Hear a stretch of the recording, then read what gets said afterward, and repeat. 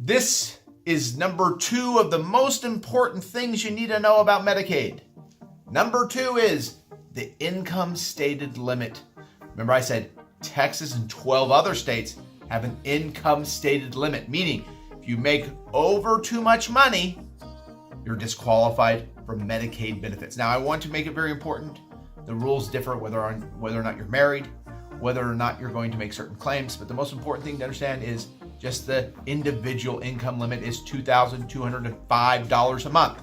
So in the state of Texas, as of January 1st, 2018, if you make more than $2,205 a month, you're disqualified from Medicaid benefits unless you have a qualified income trust, commonly known as a Miller Trust, which we will discuss later. The key point thing is to understand the name on the check rule.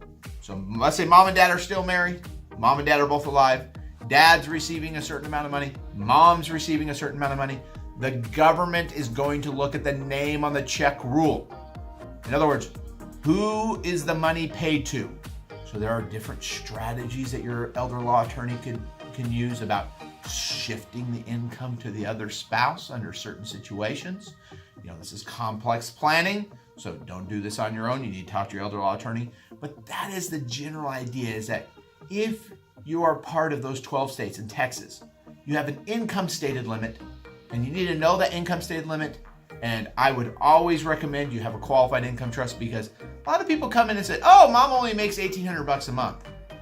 And lo and behold, I apply and then find out later, no, she made over that amount. So usually if we're getting over about $1,500 a month and I can tell maybe there's probably more money coming in that the kid doesn't know, then I'm going to do a qualified income trust for my client.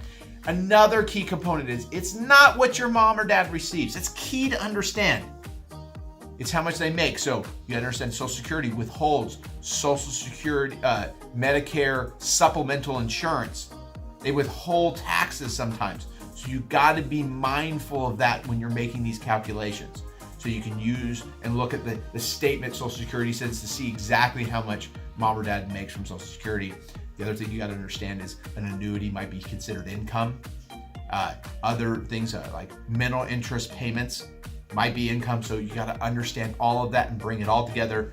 Understand what is income, what is not.